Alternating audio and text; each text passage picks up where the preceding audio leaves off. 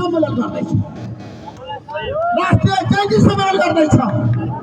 देशभरिका युवाहरूलाई हामी काठमाडौँ बोलाउँदैछौँ, देशभरिका युवाहरूलाई हामी काठमाडौँ बोलाउँदैछौँ।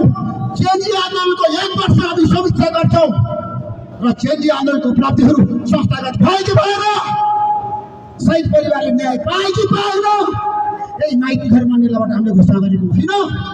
कोही शहीदको शादी गरेको, कोही हामी बाल इन्साला भन्न चाहन्छु। प्रधानमन्त्री म तपाईँलाई यो देशको 5 वर्ष सफल प्रधानमन्त्री भएर काम गरेको हेर्न चाहन्छु।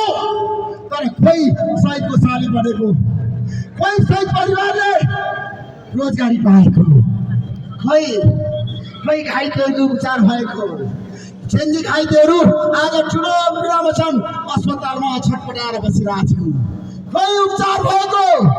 त्यसैले म सरकारलाई भन्न चाहन्छु, घाइतेहरूको निःशुल्क उपचार गर्नुपर्छ। हामीले भने होइन, कोही निःशुल्क उपचार भयो, कोही। त्यसैले हामी समग्र चेन्जी आन्दोलनका बारेमा राष्ट्रिय चेन्जी सम्मेलन, प्रथम राष्ट्रिय चेन्जी सम्मेलन हामी बोलाउन चाहन्छु। म देशभरिको युवालाई आएर गर्न चाहन्छु। स्वतन्त्र नागरिक अभियानले 2 दिन एउटा समीक्षा गर्नेछ, चेन्जीहरूलाई एक ठाउँ भेला गर्नेछ, देशको समग्र विकासमा मुलुकलाई कसरी अगाडि बढाउने, भ्रष्टाचारलाई कसरी कारवाही गर्ने र भ्रष्टहरूलाई देशमा कानुनी प्रक्रियाद्वारा कसरी अगाडि बढ्ने कारवाही, देशमा भ्रष्टाचारीलाई कारवाही गर्नैपर्छ। देशमा भ्रष्टाचारका काण्डहरूको पर्दाफास हुनैपर्छ, छानबिन हुनैपर्छ र दोषीलाई कारवाही गर्नुपर्छ। त्यसैले स्वतन्त्र नागरिक अभियान एउटा छाया सरकारको परिकल्पनामा छ। हामी छाया सरकार निर्माण गर्ने प्रक्रियामा छौँ। छाया सरकारले सरकारलाई सफल बनाउन मात्र छ।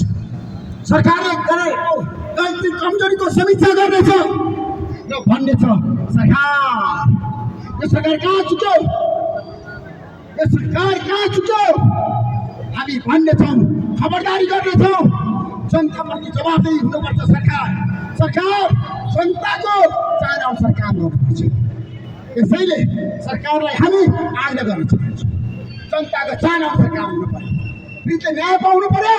र देशभरिका युवाहरूलाई म भदौ 23 र 24 गते काठमाडौँ आउन आग्रह गर्दै र जति पनि चेन्जी आन्दोलनमा सहभागी भएकाहरू निर्दोष छन्, उनीहरू अझै पनि जेलमा छन्, उनीहरूको तत्काल रिहा हुनु पर्यो र उनीहरू तारेको छन्, उनीहरूलाई छुट्टा मुद्दा लगाइएको छ, यी सबै मुद्दा फिर्ता हुनु पर्यो।